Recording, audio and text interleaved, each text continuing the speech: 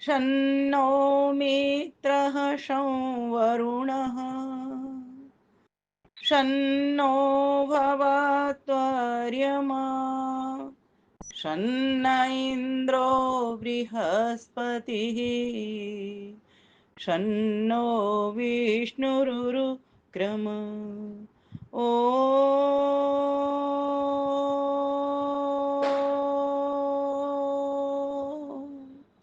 नमो ब्रह्मणे नमस्ते वायो त्वमेव प्रत्यक्षं ब्रह्मासि त्वामेव प्रत्यक्षं ब्रह्म वदिष्यामि ऋतं वदिष्यामि सत्यं वदिष्यामि तन्मावतु तदवक्तारमवतु अवतु माम् अवतु वक्तारम् अवतु माम् अवतु वक्तारम् ओम शांति शांति शांति। केंद्रीय आर्यवक परिषद का बहुत ही सुंदर कार्यक्रम चल रहा है। बहुत अच्छे अच्छे भजन माताएं बहनें सभी सुना रहे हैं, भाई वगैरह सभी को जहाँ से भी जुड़े हैं, चाहे वो फेसबुक से जुड़े हैं, चाहे यूट्यूब से जुड़े हैं या फिर प्रत्यक्ष रूप से इससे जुड़े हैं, सभी को, माताओं को, बहनों को, भाइयों को हार्दिक नमन करती हूँ, वंदन करती हूँ, अभिनंदन करती हूँ। साथ ही बहुत ही कुशलता के साथ जो मधुर संचालन कर रहे हैं ऐसे डॉक्टर अनिल आर्य जी, हमारे बड़े भैया, उनको भी मैं अपना हार्दिक नमन करती हूँ। प्यारे भाइयों बहनों, नवरात्राओं की हार्दिक शुभकामनाएं देती हूँ, विजयादशमी की हार्दिक शुभकामनाएं देती हूँ, क्योंकि फिर तो अगला मिलन तो मेरा आपसे अगले मास में होगा। परमपिता परमेश्वर से आप सभी के स्वस्थ जीवन की लंबी आयु की प्रार्थना भी करती हूँ। हम इसी तरह से एक दूसरे के दर्शन करते रहें, मिलते रहें, आते रहें, जाते रहें, परस्पर एक दूसरे को शुभकामनाएं बधाई देते रहें। अभी हमारा नवरात्र चल रहा है और नवरात्र का जो आज का कार्यक्रम है उसमें मेरा जो विषय था वो उसमें साध्य, साधक, साधन और साधना। क्योंकि ये जो नवरात्रि का जो महोत्सव मनाया जा रहा है वो शक्ति और भक्ति का पर्व है। आज महती आवश्यकता है कि हम इन पर्वों को, शक्ति और भक्ति दोनों को एक साथ करके मनाएं। हम यहाँ पर भक्ति तो बहुत कुछ दिखाते हैं, लेकिन शक्ति कहीं ना कहीं हमारी उतनी अच्छी नहीं हो पाती, चाहे हमारी व्यक्तिगत हो या पारिवारिक हो या सामाजिक हो या राष्ट्रीय हो। शक्ति जब तक हमारी अपनी नहीं बढ़ेगी तब तक हम परिवार की भी शक्ति को नहीं बढ़ा सकते, और परिवार की शक्ति नहीं बढ़ेगी तो समाज की तो फिर आगे की बात ही क्या। इसलिए ये शक्ति और भक्ति के पर्व हम सभी को स्वस्थ रखने के लिए, सुरक्षित करने के लिए, संक्रमित रोगों से बचाने के लिए, शारीरिक, बौद्धिक, आत्मिक, मानसिक विकास के लिए ये पर्व हमारे आते हैं। और हमारा उद्देश्य रहता है इन पर्वों को मनाने के पीछे कि हम सामाजिक समरसता को समझें, किसी भी वर्ण में कोई भेद ना करें, सभी परमेश्वर के बनाए हुए संतान हैं। ये वर्ण तो वर्ण का नाम है, अर्थात जिसको वर्ण किया जाए, जिस योग्यता को जो व्यक्ति धारण करता है वो उस वर्ण का कहलाता है। यहाँ पर ऊंचे नीचे का कोई प्रश्न ही नहीं उठता। ब्राह्मण व्यक्ति ज्ञान देने का कार्य करता है, वही ज्ञान लेने का काम करता है, यज्ञ करता है, कराता है ना, और दान लेता है, दान देता भी है, विद्या का दान देता है, और कुछ जो उसकी आजीविका के लिए जरूरत है वो उसको लेता है, धन का दान लेता है।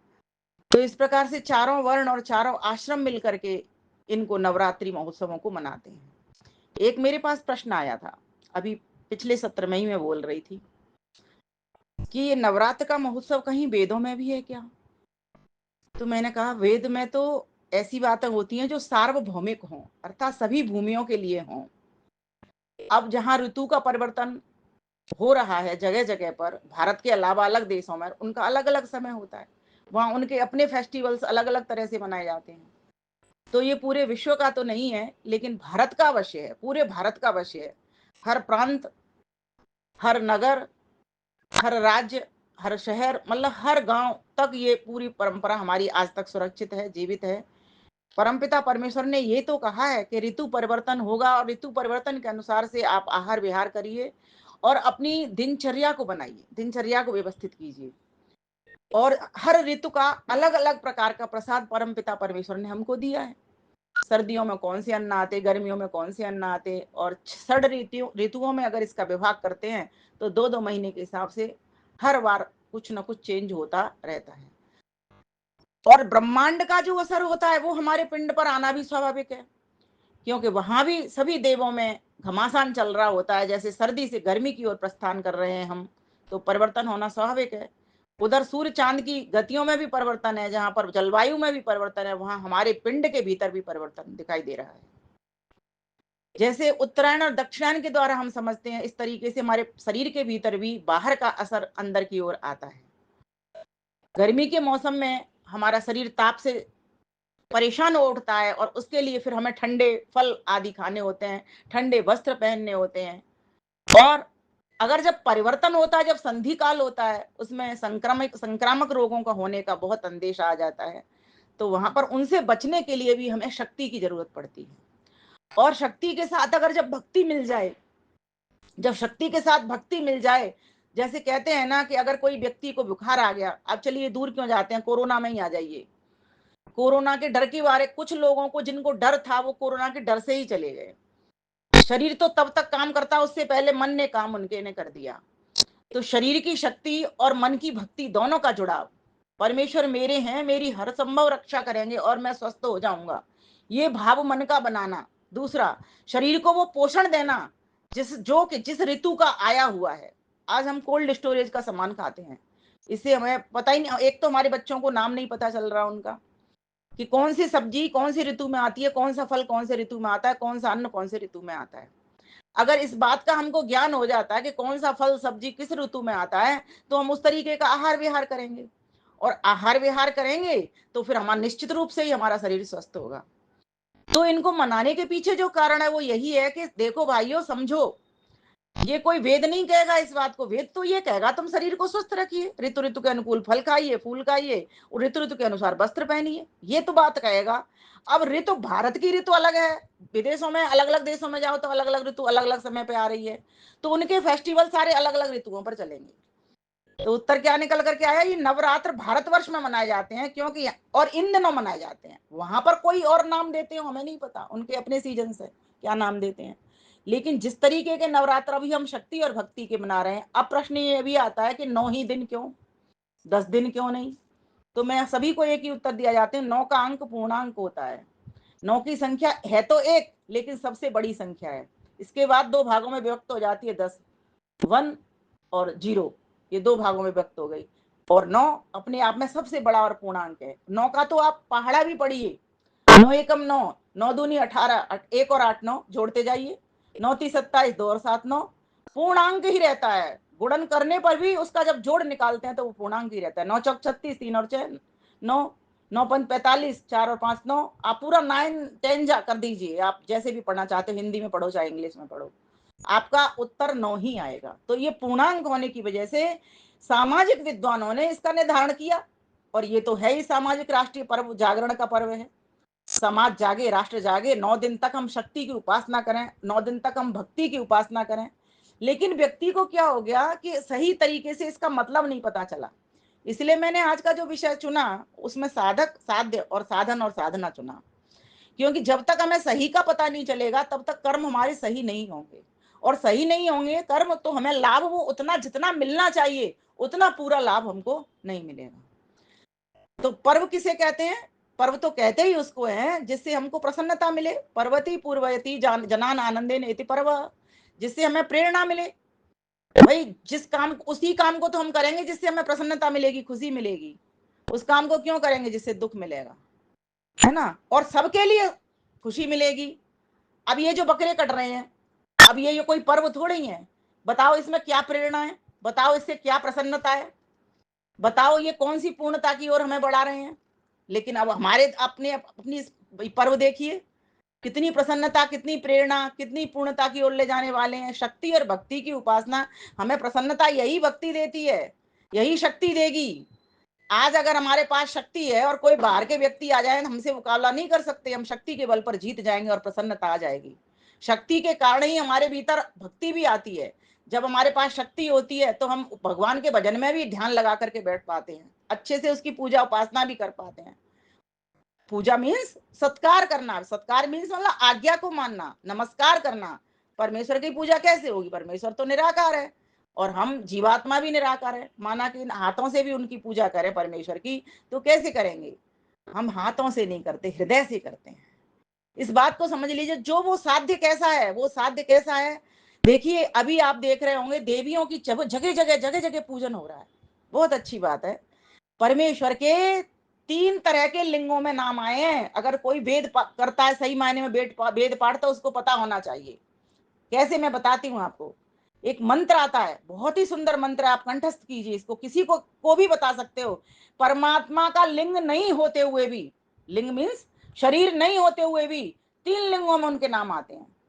तदेवाग्नि तदादित्य तदवायु तदु चंद्रमा तदैव शुक्रम तद ब्रह्मा तापः स प्रजापति तापः स प्रजापति। परमेश्वर के तीनों लिंगों में नाम है। ता आपः स्त्रीलिंग, ता बालिका, बालिके बालिका स्त्रीलिंग में आया। आपः अर्थात सर्वत्र व्यापक है, जो विष्णु व्यापनोति, जो सर्वत्र रहता है, सर्वदेशी है, सर्वव्यापक है, सर्वांतर्यामी है, तभी तो वो आपह है, विष्णु व्यापक। और ये तो स्त्रीलिंग में नाम आ गया। और फिर आगे स प्रजापति, ये पुल्लिंग में आ गया। बालक बालक बालक बालक सह, वह कैसा है? प्रजापति, प्रजा का पालक है, प्रजा का रक्षक है। तो नाम उनके आते हैं, उनका खुद का लिंग ना होते हुए नाम उनके तीनों लिंग में आते। स्त्रीलिंग हो गया, पुल्लिंग हो गया। अब नपुंसक लिंग के नाम देखिए। ये जो मैंने मंत्र पढ़ा, इसमें 6 बार हमने नपुंसक लिंग में उनका नाम लिया। क्या किसी ने ये प्रश्न भी पूछा था, परमेश्वर मिस्टर है या मिसेज है? तो एक विद्वान ने बड़ा ही सुंदर उसका उत्तर दिया। बोले परमेश्वर ना मिस्टर है ना मिसेज है, वो तो एक मिस्ट्री है जिसको आज तक कोई खोल नहीं पाया। ईश्वर तेरी माया, जगदीश्वर तेरी माया, ओ जग सारे के रूप, ओ सुंदर रूप, से कहीं पर धूप कहीं पर छाया, तेरा भेद किसी ने न पाया। वो ना मिस्टर है ना मिसेज है, वो तो एक मिस्ट्री है जिसको ऋषि मुनि सब हार गए। तेरा भेद किसी ने न पाया, सभी हारे ही चले जा रहे हैं, लेकिन फिर भी उसको जप रहे हैं, क्योंकि ये निश्चित है कि जिसने आज इस भक्ति के अंदर पैर लगा दिया, वो अवश्य उस भक्ति के परवान पर चढ़ जाएगा और अपनी मंजिल को प्राप्त कर लेगा।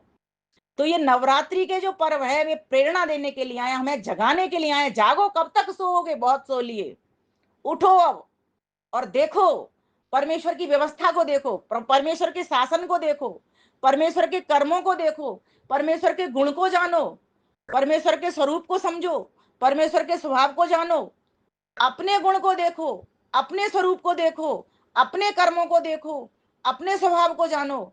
एक बार आप देखो तो सही, किस लिए आए थे और कर क्या रहे हो और करना क्या था? आए थे किस लिए, कर क्या बैठे? सोचो एक बार। ये नवरात्रि का पर्व बताने के लिए आए। परमेश्वर ही है वो जो जिसके तीनों लिंगों में नाम आते हैं, जबकि उसका एक भी लिंग नहीं है। और स्त्री लिंग के नाम से उसका नाम देवी, परमेश्वर का एक नाम देवी भी है। और देवी क्या क्या क्या बोले? लक्ष्मी वही, सरस्वती वही और दुर्गा भी वही। ये साध्य की बात बता रही हूँ। एक पॉइंट लिया है अभी मैंने, साध्य। परमेश्वर लक्ष्मी, धनवान होने से लक्ष्मी है। और यो लक्ष्यति पश्यति अंकयति, अर्थात जो जिसके लक्षण घटित होते हैं और जो चिन्हित भी कर रहा है और जो सारे संसार को देख भी रहा है और निर्माण कार्य भी कर रहा है और धन का भी भंडार है, वो लक्ष्मी है। ये सारा संसार, सारी प्रजा उसका धन ही तो है, वैभव तो है। धन का मतलब सिर्फ रुपया पैसा नहीं होता। ये जड़ और चेतन सारी सृष्टि उसका धन है। तो वो लक्ष्मी और सरस्वती है।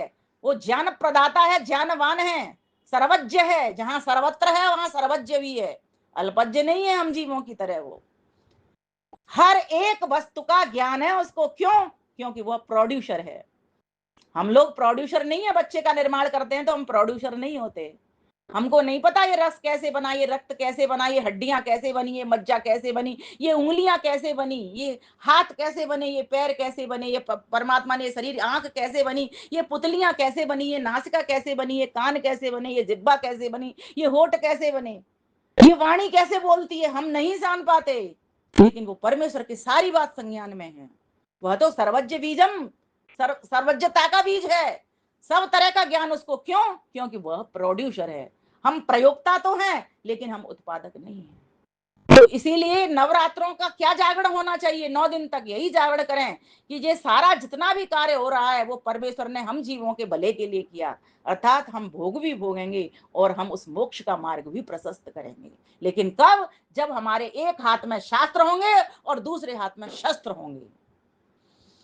किसी भी देवी को आप उठा लीजिए, किसी कोई देवी आपको ऐसी नहीं मिलेगी, 9 देवी के 9 रूपों में से 8 हाथ, अर्थात 8 रूपों में उसके हाथ में शस्त्र लगे हैं और एक हाथ में शास्त्र लगा हुआ है। ब्रह्मचारिणी, ब्रह्मचारिणी ब्रह्मचर्य रूप से वेदों के विद्या का ज्ञान कराने वाली वो ब्रह्मचारिणी। ये स्त्रीलिंग के नाम होने से आपने सबने ये समझ लिया परमेश्वर सिर्फ देवी है, देवी है, देवी है। देवी है, दिव्य गुणों से युक्त है। शम नो देवी अभिष्टयः आपो भवन्तु पीतये शंयो रवि स्रवन्तु न। वह देवी है, लेकिन कैसी देवी है वो धनवान है, वो ज्ञानवान है, वो शक्तिमान है। दुर्गा क्या? अरे जिसके किले की तरह, जिसकी शेर की सवारी हो, शक्तिशाली हो। और शक्तिशाली कौन हो सकता है? एक बड़े से व्यक्ति से भी बड़ा, बड़े से बड़े से बड़ा, बड़ा बड़ा बड़ा, कोई लिमिट नहीं। लेकिन परमेश्वर अनलिमिट सर्वशक्तिमान है। ये है साध्य। जिसको, जिसकी साधना की जाए उसको साध्य कहते हैं। और साधक कौन होता है? जीवात्मा होता है। हम सभी लोग साधक, अर्थात हम सभी लोग उसकी साधना करने वाले। और जिसकी साधना की जाए वो साध्य। तो हम कौन हो गए? हम आत्मा हो गए। अब ये देखिए उस परमात्मा की साधना कैसे की जाएगी। एक तो यथावत ज्ञान लेकर के, जैसे मैं आपको बता रही हूं कि परमेश्वर का कोई लिंग नहीं है, लेकिन उसके नाम अनेकों लिंगों में आ रहे हैं, तीनों लिंगों में आ जाते हैं। नपुंसक लिंग में कौन से नाम रहे? तो क्या कहा? तदेव अग्नि, अग्नि रूप से वो क्या है? नपुंसक लिंग में उसका नाम आया है। यहाँ व्याकरण के कोई जानकार बैठे वो समझ ले मेरी बात को। अग्नि, अग्नि किसको कहते हैं? अग्नि अग्रणी भवती, जो हमारा मार्गदर्शक है, पथ प्रदर्शक है, जो हमें आगे की ओर बढ़ा रहा है। जैसे टॉर्च का प्रकाश आगे की ओर जाता है, कभी पीछे नहीं जाता। ईश्वर परम पिता परमेश्वर अग्नि है, अग्रणी है। हमारी बुद्धि पहुंच नहीं पाती, उससे पहले पहुंचा हुआ है। हमारे पैर पहुंच नहीं पाते, उससे पहले पहुंचा हुआ है। सपर्यागात वेद का मंत्र कहता है ना, यजुर्वेद 40वें अध्याय का 8वां मंत्र निकालिए। शुक्रम अकायम अब्रम अस्नाविरम, उसमें क्या शब्द आया? सपर्यागात, सर्वत्र व्यापक है, पहले से ही पहुंचा हुआ है, उसको पहुंचने की आवश्यकता नहीं पड़ती। क्यों? क्योंकि ईशावास्यम इदम सर्वम, कण कण में व्याप्त है, एक जगह भी खाली नहीं है, छोटी नहीं है। छिद्र की बराबर, उसमें छिद्र है ही नहीं, हो ही नहीं सकता। अखंड है, खंड खंड हो ही नहीं सकता उसके। लेकिन जीवात्मा, जीवात्मा चलता है, इसलिए तो पैर मिले। अगर जीवात्मा सर्वव्यापक होता तो उसको पैर की जरूरत नहीं थी, शरीर की जरूरत नहीं थी, सब जगह पे पहुंचा ही हुआ होता और एक होता। लेकिन अभी तो असंख्य जीवात्मा, अनेक जीवात्माएं, सब अपना कर्म फल भोगने के लिए यहाँ आए हैं। तो मैं आत्मा कौन हूं? मैं आत्मा उस परमपिता परमेश्वर का पुत्र हूं। ये मेरा उससे नाता है, रिश्ता है। तो जब वो शक्तिमान और मैं उसका पुत्र, तो मेरी शक्ति क्यों कमजोर पड़ी है जी? मैं भी शस्त्र उठाऊंगा ना। देखो मेरे पास प्रभु ने हाथ दिए है ना, और मुझे शक्ति बढ़ाने के लिए ताकत भी दी, ज्ञान भी दिया, विज्ञान भी दिया, मुझे वेदों का ज्ञान दिया कि मैं कैसे कैसे अपनी शक्ति को बढ़ा सकता हूं। और एक बात ध्यान रखना, शक्ति बढ़ाने के लिए हमारे के लिए कोई, कुछ लोग कहते हैं ना कि हम श्वास दिए भगवान ने, वो तो एक अलंकारिक शैली का मतलब है। जैसे जैसे हमारी शक्ति बढ़ती जाती है हम लंबे जीते जाते हैं, जैसे जैसे शक्ति निर्बल होती जा रही है, कमजोर होती जाती है, हमारी उम्र घटती चली जाती है। इसलिए तो ऋषि मुनि सभी लोग प्राणायाम व्यायाम करते थे। महर्षि दयानंद कितना करते थे, कितने तेज तेज चलते थे, दौड़ते थे। अब मेरे कहने से तेज तेज मत चल देना जो बीमार पड़ा हुआ हो व्यक्ति, बीपी बढ़ जाए पता लगे। मेरा कहने का अभिप्राय बस इतना सा है कि अपने शरीर को फिट रहने के जितने भी प्रयास हो सकते हैं वो करिए, क्योंकि इसी गाड़ी में बैठ करके आत्मा शक्ति संपन्न हो सकता है। मनुष्य की गाड़ी में क्यों? इस गाड़ी में उसके पास मन है, बुद्धि है, वाणी है, पाणी है, और कर्म करने की स्वतंत्रता है। इसलिए साधक अपना मिलान करे कि वो ईश्वर मेरा पिता जब सर्वशक्तिमान, तो मैं क्यों अल्पशक्तिमान, कोटि से तो मैं हूं, लेकिन मैं उससे जुड़ तो सकता हूं। वो चेतन है, मैं भी चेतन हूं, वो निराकार है, मैं भी निराकार हूं। माना कि वो सर्वज्ञ है, लेकिन अल्पज्ञ तो मैं भी हूं, तो मैं उससे जुड़ सकता हूं, मैं उसकी आराधना कर सकता हूं। जड़ वस्तु बीच में आ गई है, पर्दा आ गया है, ये उससे मिलने नहीं देता। पर्दा जो रुकावट है, मिलने ही नहीं देता, अज्ञान की जकड़न से हिलने ही नहीं देता, अज्ञान की जकड़न से हिलने ही नहीं देता। तो ये जो पर्दा है, किसका पर्दा है? ये जड़ का, जड़ तत्व तो आ गया है बीच में। हम तो चेतन मिले हुए थे, एक वृक्ष की शाखा पर बैठे हुए हैं, वृक्ष प्रकृति है, एक फलों का भोग कर रहा है, दूसरा देख रहा है। जो देख रहा है वो परमात्मा है, जो फलों का भोग कर रहा है वो जीवात्मा है। दोनों हैं, एक ही वृक्ष की शाखा, प्रकृति रूपी संसार के में दोनों ही रह रहे हैं, और दोनों प्रेम भाव से रह रहे हैं। लेकिन उसको, साधक को अपने साध्य का पता नहीं है कि मेरे साथ बैठा हुआ है, मुझे देख रहा है, मुझे संभाले हुआ है, मेरा आधार बनाया हुआ है, मेरा छत भी वो बना हुआ है, और मुझे बुद्धि भी दे रहा है, मुझे ज्ञान भी दे रहा है, यंत्र भी दिया है, अंत करने के लिए उसने मुझे बनाया भी है। यंत्र दे करके ये सारे के सारे उपकरण, ये सब यंत्र ही तो हैं। ये मन बुद्धि 10 हमारी इंद्रियां, मन के साथ में ये 11 इंद्रियां, ये क्या है? ये साधन ही तो दिए हैं परमपिता परमेश्वर ने। लेकिन इन साधनों का उपयोग क्यों नहीं ठीक से कर पा रहे? क्योंकि अभी कहीं ना कहीं हमारी शरीर शक्ति है वो मरी हुई पड़ी है। क्यों मरी पड़ी हुई है चेतना? इसलिए मरी हुई पड़ी है क्योंकि हमको सही बोध नहीं है। हमने शरीर को सब कुछ मान लिया है, हम बुद्धि के अनुसार इस शरीर को चला रहे हैं, जो हमारी बुद्धि कह रही है। हमें अपने स्वरूप का पता नहीं है सही से। इसीलिए महर्षि पतंजलि ने योग दर्शन में क्या कहा? तदा दृष्टु स्वरूपे अवस्थानम। और जीवात्मा का जब स्वरूप बोलते हैं तो वो क्या कहते हैं? कहते हैं दृष्टा दृषि मात्र शुद्धोपि प्रत्यय अनुपश्य। प्रत्यय कहते हैं ज्ञान को। जो जीवात्मा है वो कैसा है? वो दृष्टा दृषि मात्र, वो देखने वाला है, ज्ञान करने वाला है। शुद्ध होते हुए भी वो बुद्धि के अनुसार ज्ञान कर रहा होता है कि हाय कहीं चोरी हो गई, हाय मैं लुट गया, हाय मैं पिट गया। जबकि आत्मा पे क्या फर्क है? आत्मा कभी लुटता नहीं, पिटता नहीं, कटता नहीं, छिलता नहीं, मरता नहीं, जलता नहीं, सूखता नहीं। गीता में कृष्ण क्या कहते हैं? नयनम छिन्दन्ति शस्त्राणि नयनम दहति पावक न चैनम क्लेदयन्ति आपो न शोषयति मारुतः। लेकिन आत्मा ने समझ क्या रखा है कि मैं जलता हूं, मैं कटता हूं, मुझे दुख होता है। क्यों? क्योंकि ये अविद्या हमारी, यही पर्दा है हमारे पास। इस पर्दे को ही हमको खत्म करना है। तब समझना हम सही मायने में जागरण कर रहे हैं अपने। ये जागृति का पर्व है। खूब जितना कर सकते हो आप ज्ञान लीजिए, ज्ञान लेकर के शक्ति को पैदा कीजिए। आज जरूरत है इन राक्षसों का सफाया करने का, इन आतंकवादियों का, उल्गावादियों का, उग्रवादियों का, अतिवादियों का, कम्युनिस्टवादियों का। कौन बनेगा? आज अभी देखिए कितना अच्छा कर दिया। एक अभी कल मैं परसों वीडियो देख रही थी, तो वहां पर गरबा की जगह पर वो गाड़ी चलाती हुई और हाथों में तलवार लहराते लहराते अपना पर्व मना रही हैं बेटियां। ये क्या है? हम कहते ही रह गए वीरांगना प्रशिक्षण शिविर में के तलवार पकड़ो हाथ में, लेकिन एक संगठन ने करके दिखा दिया। गरबा की जगह पर उनको अब कोई छिछोरे आएंगे नहीं, कोई छेड़ने वाला नहीं घुसेगा। और अभी तो एक जगह की बात है, अभी कल परसों मैं न्यूज में पढ़ रही थी, पूरा वेटिकन सिटी बना डाला उन्होंने गरबा के पंडाल को, और उसमें यीशु मसीह के चित्र लगा दिए, मैरी के चित्र लगा दिए।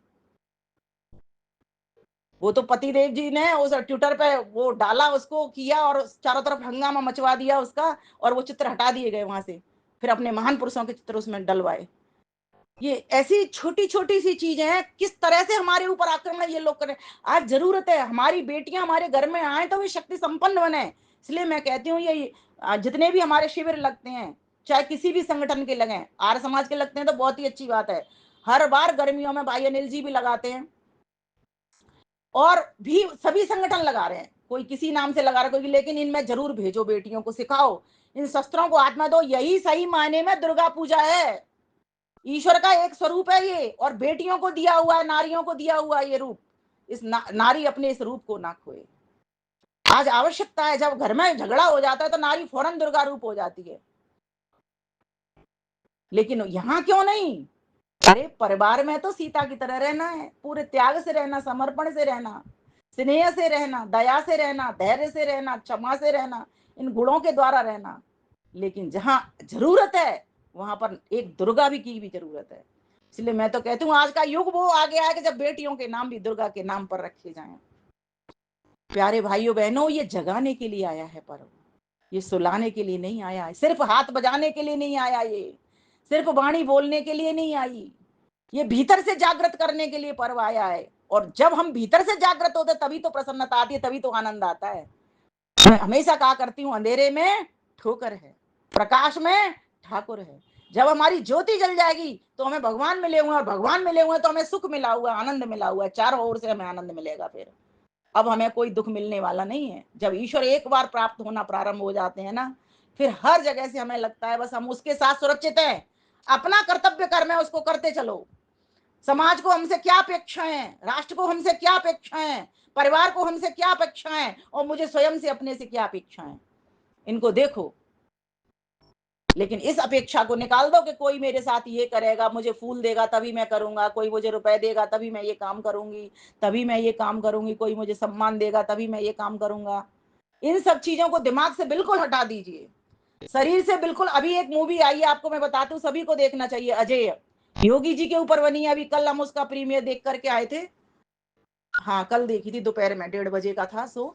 वो देख करके आए थे। इतनी अच्छी मूवी बनाई है कि एक लड़का, बताइए, गांव से निकल करके आता है और किस तरह से अपने लक्ष्य को सिद्ध कर लेता है, और कितनी परेशानियां, कितने संकट उसके ऊपर आए हैं। लेकिन आज देखिए कितनी अच्छी मूवी उसने बनाई है, शांतनु जी ने कमाल कर दिया।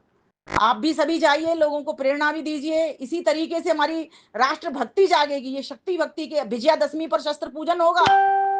शस्त्र पूजन में क्या है, शस्त्रों को चमकाया जाएगा, जिन पर जंग लग गई है वो छुड़ाई जाएगी। शस्त्र और शास्त्र, इन दोनों का अद्भुत मिलन का नाम तो शक्ति भक्ति है। ब्राह्म शक्ति और छात्र शक्ति, ये दोनों शक्ति हमको चाहिए। इसलिए दुर्गा के हाथ में, जहां एक हाथ में शास्त्र लगे हुए हैं, वहां दूसरे हाथ में शस्त्र भी लगे हैं। आज जरूरत है हमें धनुष धारण करने की, जरूरत है आज हमें तलवार लेने की। आज हमारे घरों में लाठी भी नहीं दिखाई पड़ती है, कुत्ते से भी डर लग रहा है। और कई लोगों ने तो कुत्तों को इतना साथी मना लिया है कि वो तो गौ माता को ही भूल गए। कहाँ चले जा रहे हैं हमारे संस्कार? जागिए, जगाइए स्वयं को। बोलना बहुत था मुझे आज, एक जगह अभी और भी मुझे जाना है। फिर रात्रि को एक रामलीला में, पता नहीं, मैं तो कैंसिल करूंगी क्योंकि मैं कई दिनों से जा रही हूँ लगातार, नींद भी मेरी नहीं भर पा रही है इसीलिए। और ये जो ऋतु का परिवर्तन हुआ है, इसका भव्य स्वागत करिए। ईश्वर ने ऋतुओं का अगर हमारे जीवन में परिवर्तन ना हो ना, हम मर जाएं। परिवर्तन कैसे? अभी मैं कुर्सी पे बैठी हूँ, 1 घंटे तक ठीक है, 2 घंटे तक बैठूंगी, दर्द होना प्रारंभ हो जाएगा। अभी मैं रोटी खा रही हूँ, ठीक है, लेकिन दूसरे टाइम क्या चाहिए मुझे? पराठे। तीसरे टाइम क्या चाहिए? पूड़ी। मुझे से मीन सभी के लिए एक बात बता रही हूँ, परिवर्तन हर किसी को अच्छा लगता है। परमेश्वर के परिवर्तन का, ऋतु परिवर्तन का, गर्मी से सर्दी की ओर वो लेकर के जा रहे हैं, इसका भव्य स्वागत करिए।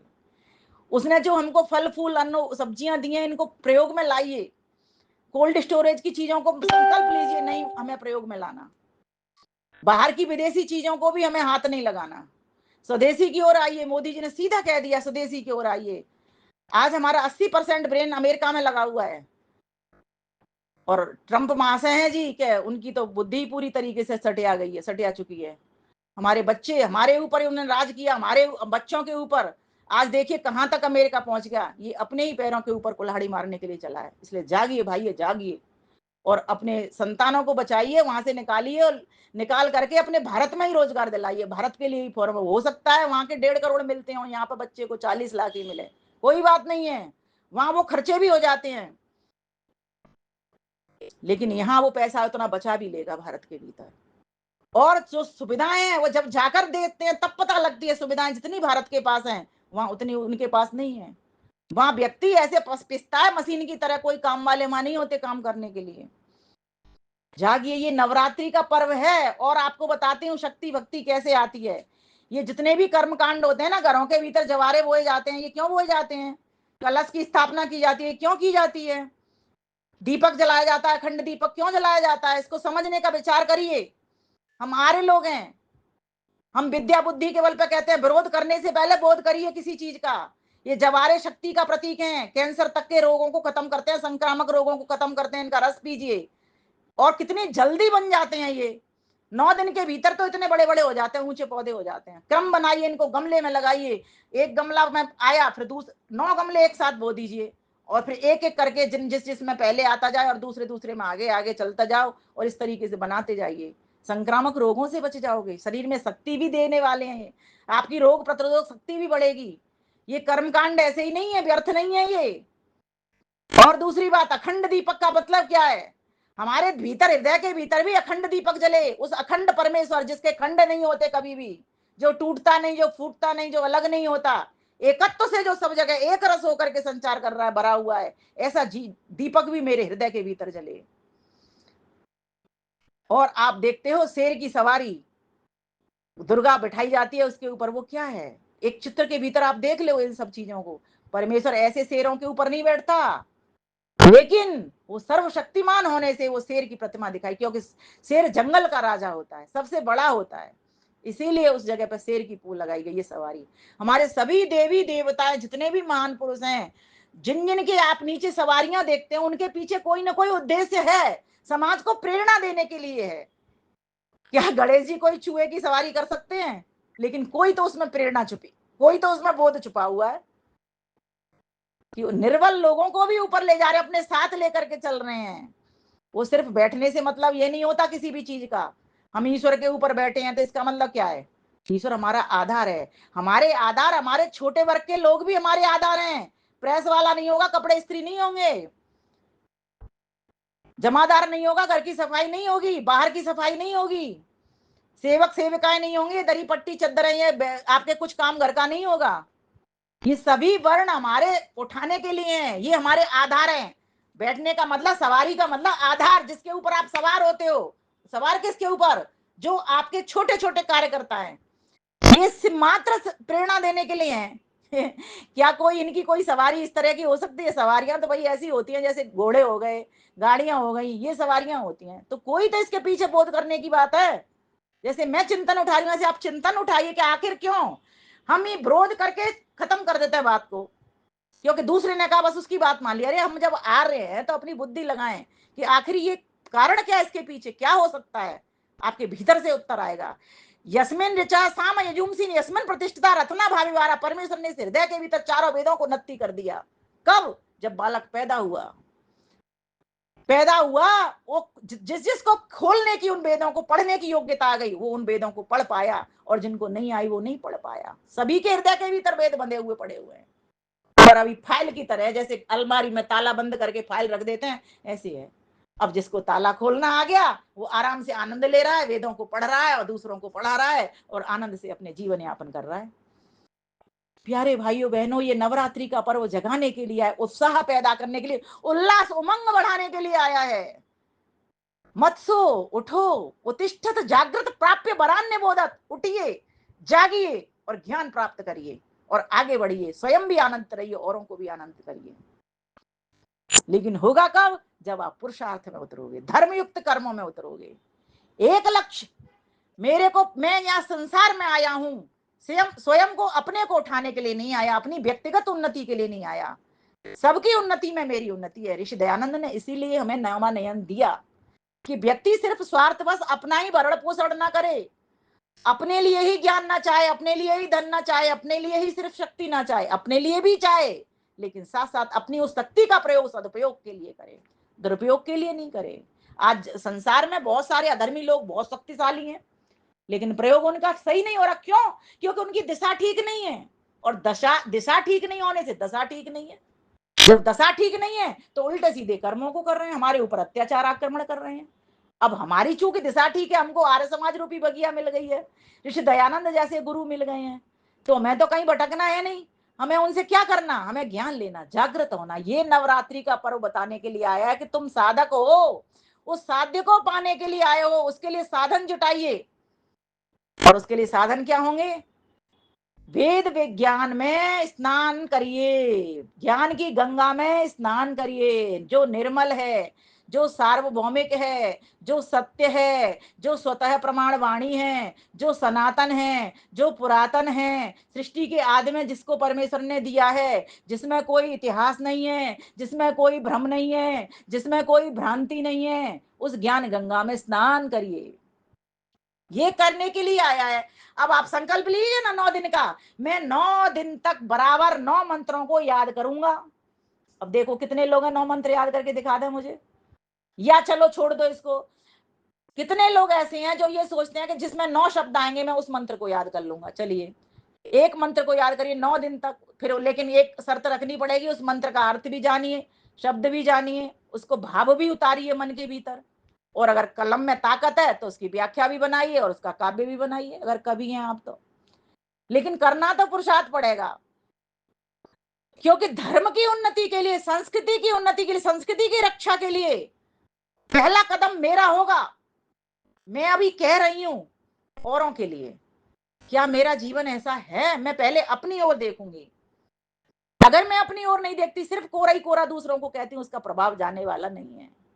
इसलिए प्यारे भाइयों बहनों, आइए स्वागत करिए इन नवरात्रि के पर्वों को। 9 दिन मिले हैं तुमको उस पूर्णता को प्राप्त करने के लिए, पूर्ण बनने के लिए, पूर्ण परमेश्वर से मिलने के लिए, उस पूर्णांक से जुड़ने के लिए। अब आपकी शक्ति कमजोर नहीं है, आप गुणक रूप में जुड़िए ना। जैसे 9 दूनी 18, 9 तीस 27, आप इस तरह से जुड़िए ना। एक एक करके 11 हुई है, 11 करके 111 हुई है, फिर 1111 हुई है। इस तरह से संख्या बढ़ाइए ना अपनी। हम तो मात्रा भी शून्य हैं। कब तक शून्य है? जब तक हमारे आगे एक नहीं लगा। जैसे ही एक लगेगा, जितने शून्य लगाते जाओगे, जितने लोग जुड़ते जाएंगे उस एक के साथ में, उतनी बड़ी संख्या होती जाएगी, उतना हम मूल्यवान होते चले जाएंगे। और अभी हम कैसे हैं? बिना एक के शून्य की भांति हैं, कोई वजूद नहीं, कोई मूल्य नहीं हमारा। और उस मूल्यवान के साथ लगे साथ भक्ति पैदा होती है, और भक्ति पैदा होते के साथ शक्ति और बढ़ जाती है।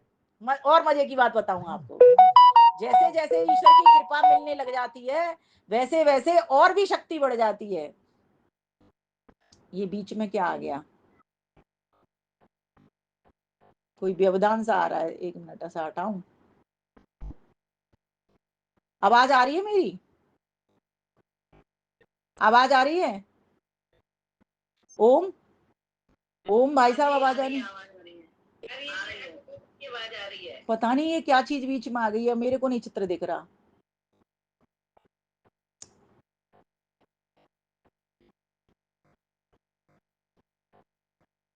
ओम ओम ओम। हाँ ठीक है। हाँ जी। तो मैं ये कह रही, ये जो पर्व आ रहे हैं हमको कुछ उद्देश्य लेकर के आ रहे हैं। ये उत्सव हैं, उत्क्रमण कराने के लिए आने हैं, ऊपर की ओर उठने के लिए, सब सवन समन माने यज्ञ करना, परोपकार के कामों को हाथ में लेने के लिए आ रहे हैं। जब जड़ तत्व भी इतना परोपकार कर रहे हैं, सूर्य को देखो जड़ होते हुए भी पूरे दिन तप रहा है, और रात्रि को भी चैन से नहीं बैठ रहा। अपने बेटे से कहता है, चंद्रमा अब मैं आराम करने जा रहा हूं, अब तू मेरी रोशनी से चमकना, अब तू औषधियों में रस भरना, चद आह्लादने, अब तू आनंद देना सबको। सोचिए, जब वो 1 सेकंड जड़ होते हुए भी नहीं वो रुक रहा। नदियों को देखिए, क्या वो पानी पिलाने से रोकती हैं? नहीं रोकती हैं, अनवरत बह रही हैं। सागर को देखिए, उसकी गहराई को देखिए, समझिए क्या वो रत्न देने से रुकता है? नहीं रुकता। ये सब जड़ होते हुए भी दिए चले जा रहे हैं, और मैं तो एक चेतन आत्मा हूं। इस जड़ शरीर में आकर के, इतनी सुंदर गाड़ी को पाकर के भी अगर मैं कुछ किसी के लिए न कर पाया, समाज के लिए, परिवार के लिए, राष्ट्र के लिए कुछ न कर पाया, तो मैं तो उन पशुओं की भांति। ये जागरण कीजिए अपना, उत्सव है उठने के लिए। उद्यानम ते पुरुष नावयानम, ये हवाई जहाज है, ये गाड़ी क्या समझते हो इसको? ये साइकिल नहीं है। साइकिल तो उन पशु पक्षियों को मिली हुई है जो हवा में जा नहीं सकते। पक्षियों को तो मिल गया, लेकिन उनका भी मन और बुद्धि हमारा जैसा नहीं है। आहार निद्रा भय मैथुन, बस मात्र 4 काम कर सकते हैं वो। हम इससे बहुत बड़ा कार्य कर सकते हैं। वो अपने बच्चों का भरण पोषण कर सकते हैं, अपने अपने परिवार तक सीमित हैं, लेकिन हम समाज और राष्ट्र का भी काम कर सकते हैं। ऋषि दयानंद ने पूरे विश्व का कार्य किया, विश्व का जागरण किया। क्या हम अपना स्वयं का जागरण नहीं कर सकते इन नवरात्रियों के पर्वों पर? तो साधन, क्या साधन अपनाएं? आइए मैं साधनों की ओर बढ़ती हूँ। तो हमारे साधन होने चाहिए। सबसे पहला साधन हमारा होगा विवेक। हम जान करें सत्य क्या असत्य क्या, धर्म क्या अधर्म क्या, है ना, कर्म क्या अकर्म क्या, इस तरीके से कर्तव्य क्या अकर्तव्य क्या। ओम ओम ओम ओम। मेरी तो आवाज ठीक है, मेरी ठीक है। तो सबसे पहला हमारा साधन क्या होगा, हम ये पता करें कि विवेक विवेक करें कि क्या ठीक हमारे लिए क्या ठीक नहीं।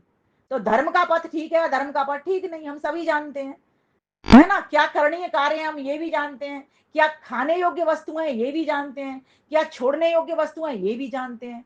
तो ज्ञान तो हमको हो गया, लेकिन अब ज्ञान को जैसे ही हम उतारना प्रारंभ कर देते हैं तो दूसरा साधन हमारा वैराग्य हमारे जीवन में घटित हो जाता है। अर्थात जैसे मैंने जाना ये धर्म है और धर्म की मैंने चादर ओढ़ ली, तो समझो मेरा वैराग्य घटित हो गया।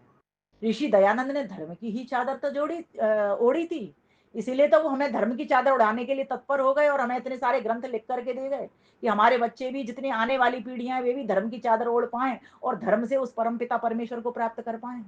तो पहला साधन हमारा होगा विवेक।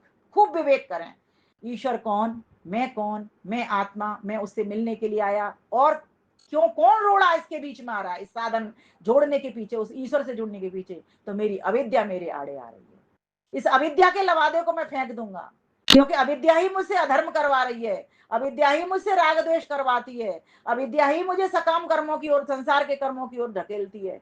तो सबसे पहला मैं लवादा उतार करके फेंकूंगा।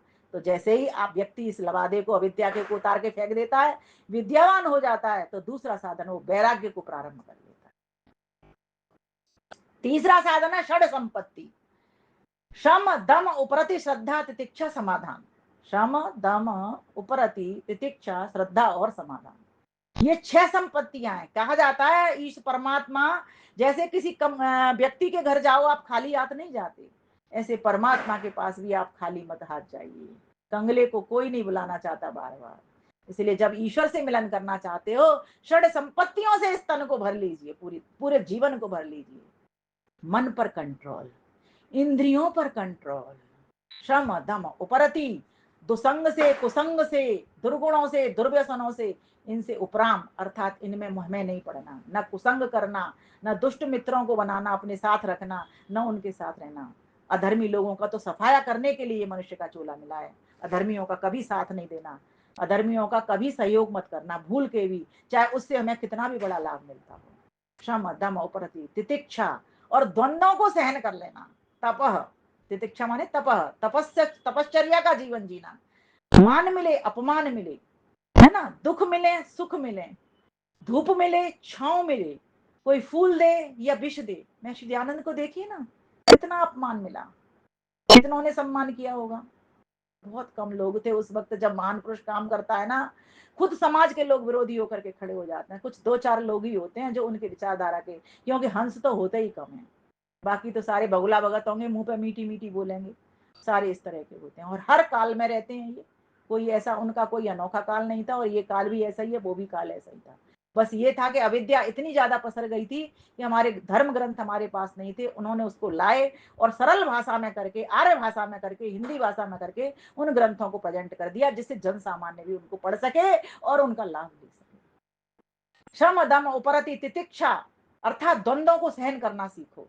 ये संसार है, इसमें कभी धूप छाया, दिन रात ये चलता ही रहता है, आप देख रहे हो रोजाना, दिन भी अच्छा, रात भी अच्छी। कहते हैं ना, सुख भी मुझे प्यारे हैं, दुख भी मुझे प्यारे हैं, मैं छोड़ू किसे भगवन, दोनों ही तुम्हारे हैं। अगर रात नहीं होती ना तो दिन समझ ही नहीं आता कि दिन क्या होता है, और जो रात में काम होते हैं वो दिन में होते ही नहीं, और जो दिन के काम है वो रात में नहीं होते। दोनों की अलग अलग महत्ता, अलग अलग वैल्यू, इसलिए इनका स्वागत करिए। सुख भी अच्छे, दुख भी अच्छे, दुख आते हैं तब, अब फिर उसके बाद सुख आते हैं तो कितना आनंद आता है, क्योंकि दुख भी देख लिया, सुख भी देख लिया, अंतर भी पता चल गया हमको।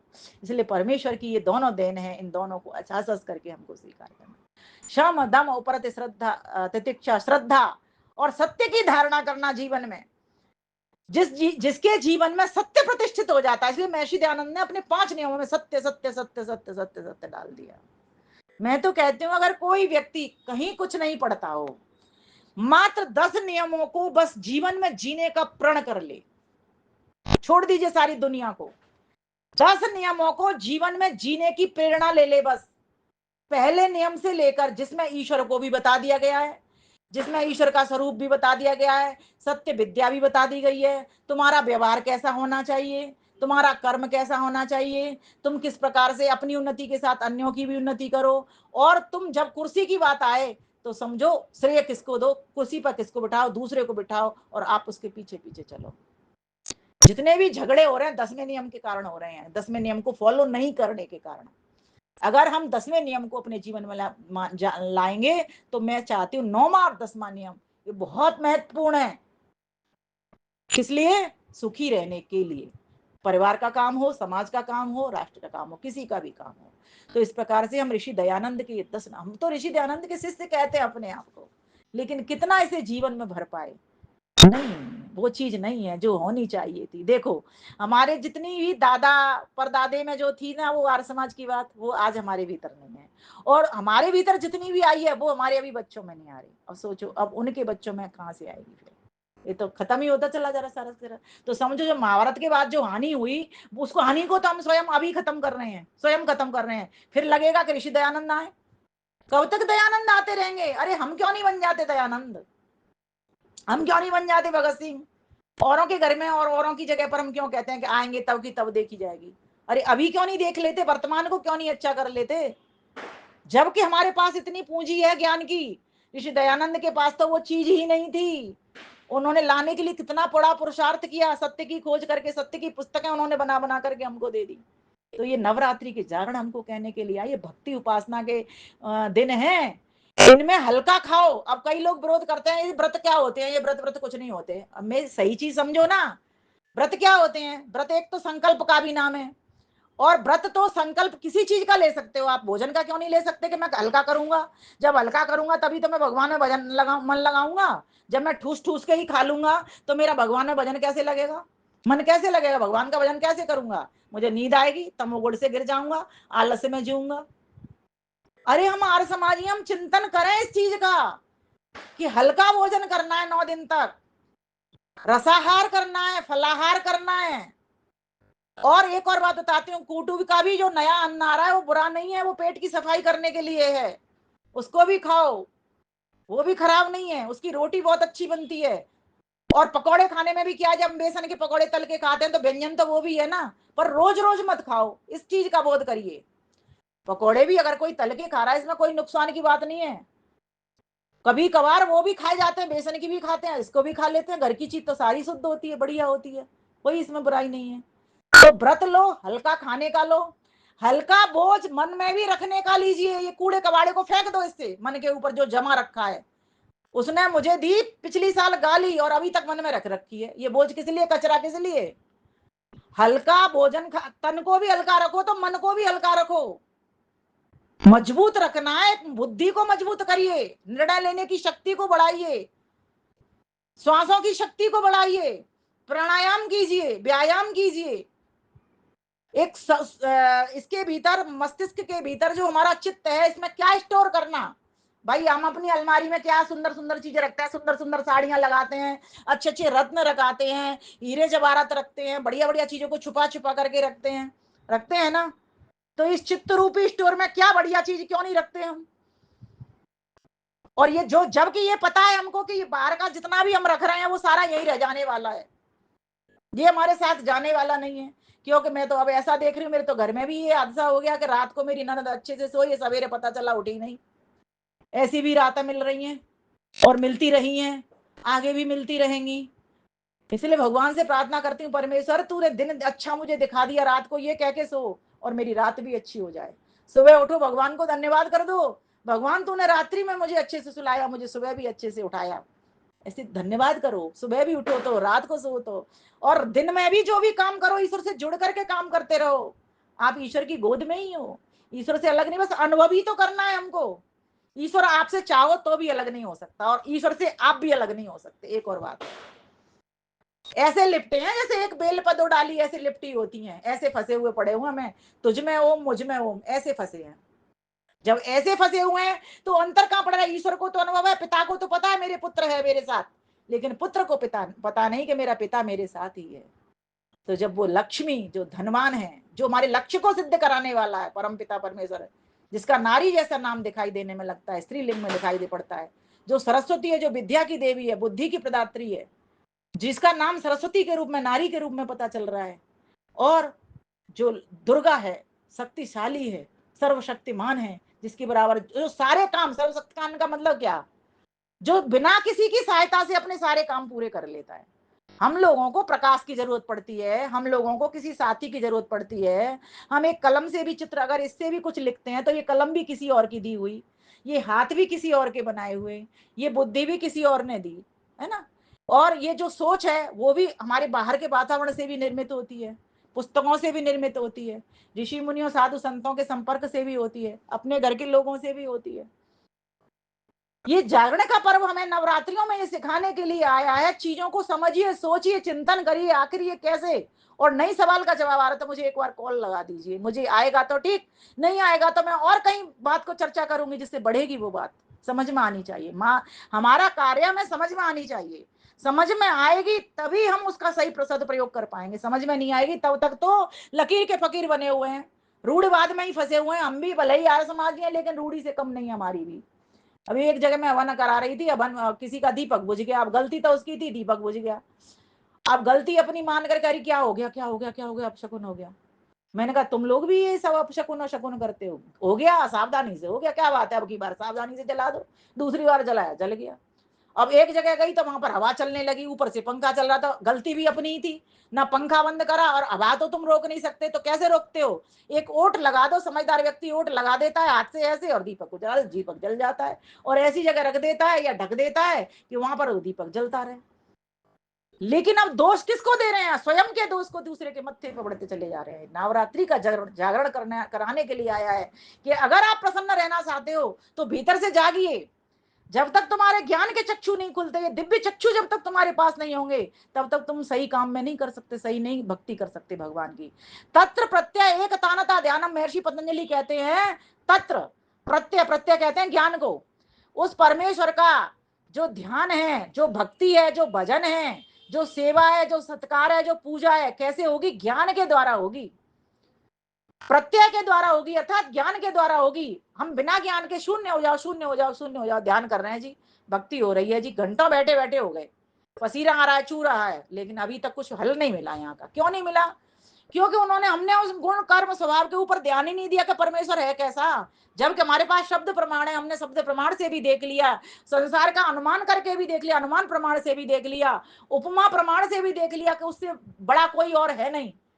हमने हर तरीके से, शब्द से, अनुमान से, उपमान से, और हमारे पूरे 8 प्रमाण पर भी घिस घिस करके देख लिया कि एक कोई शक्ति है, उसके कारण ये सारा संसार का कार्य हो रहा है। और मुझे तो कुछ समझ ही नहीं आता, वो चालू हो जाती है तो कथा चल पड़ती है।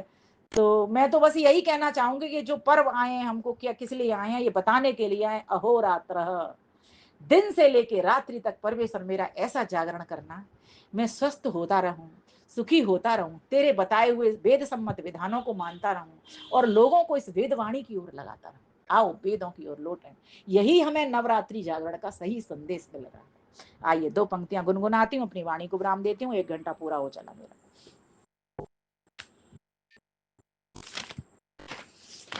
पेज पलट गया, कौन सा, अब मन से ही गा देती हूँ, क्या करूँ।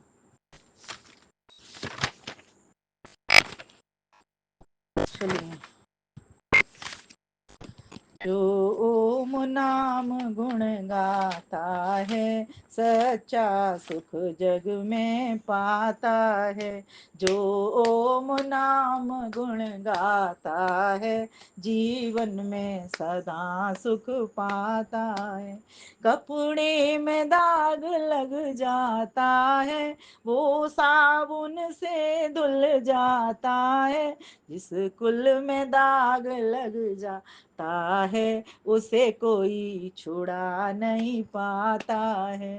जो ओम नाम गुण गाता है, जीवन में सदा सुख पाता है। जो यदि सिर से चुनरी सरक गई, नारी ने तुरत संभार लई। जो नारी धर्म से गिर जाए, उसे कोई उठा नहीं पाता है। जो नारी धर्म से उठ जाए, उसे कोई उठा नहीं पाता है। जो ओम नाम गुण गाता है, जीवन में सदा सुख पाता है। जब वो बेटा माँ से रूठ गया, माँ फौरन उसे मनाती है। जो माँ बेटे से रूठ गई, इसीलिए मत रूठने का मौका देना उस परमपिता परमेश्वर को। वैसे वो किसी से रूठता नहीं है, लेकिन अलंकारिक शैली के द्वारा उसे रूठने मत देना, कि आप उसके कहे के अनुसार सारे काम करते चलो। जो माँ बेटे से रूठ गई, उसे कोई मना नहीं पाता है। जो ओम नाम गुण गाता है, जीवन में सदा सुख पाता है। नेकी पर चलना धर्म मेरा, पुरुषार्थ ही करना धर्म मेरा। जो नेकी की राह बनाता है, वो तो भव सागर तर जाता है। जो नेकी की सड़क बनाता है, वो तो भव सागर तर जाता है। जो ओम नाम गुण गाता है, जीवन में सदा सुख पाता है। जीवन में सदा सुख पाता है। बोलिए जगत जननी महामाया देवी की जय। बोलिए सच्चिदानंद भगवान की जय। सभी को सादर सप्रेम नमस्ते, और भाई जी आपको हार्दिक आभार।